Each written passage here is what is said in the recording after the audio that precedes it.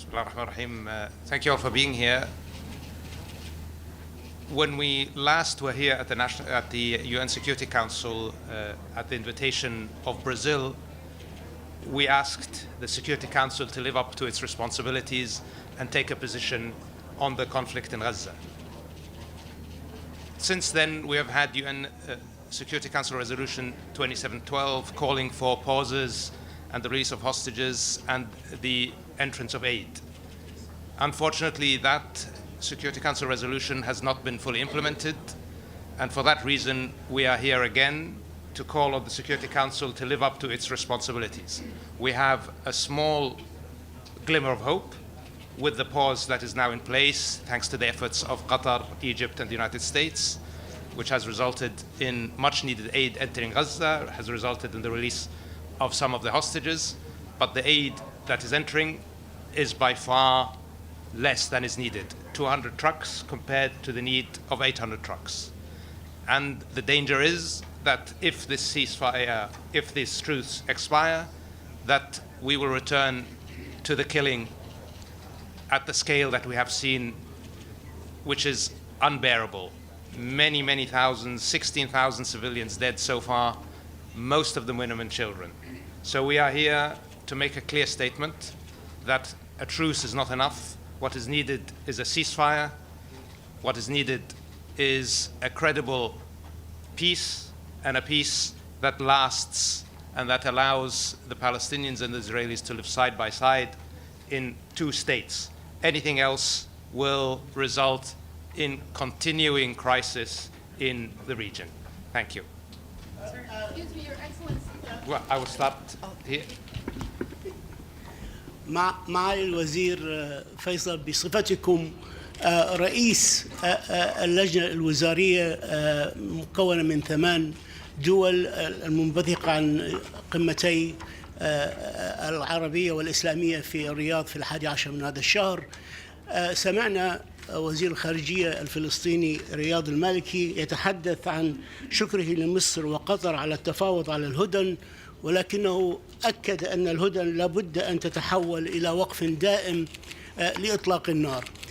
ما هي الخطط؟ هل يمكنك كرئيس لهذه اللجنة أن تعطي الأمل للشعب الفلسطيني وللشعب ولأهلنا في غزة أن لديكم خطة وأن لديكم أملا وطموحا في أن تتحول هذه الهدن القصيرة إلى وقف دائم لإطلاق النار؟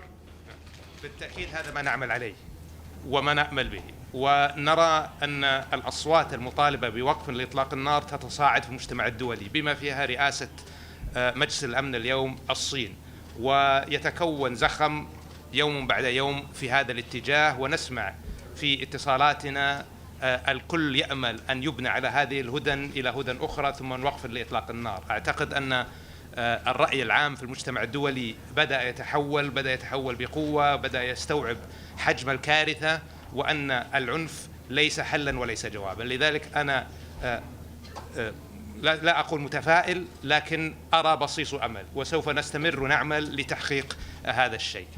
أنا دولة. Thank you very much for the opportunity. I have a question for Mr. Fidan, if that's possible. According to numbers announced also by the UN, there's a huge destruction and catastrophic loss of life in northern Gaza. And meanwhile, the civilian population is increasing each day on the south of the Strip with forced relocation.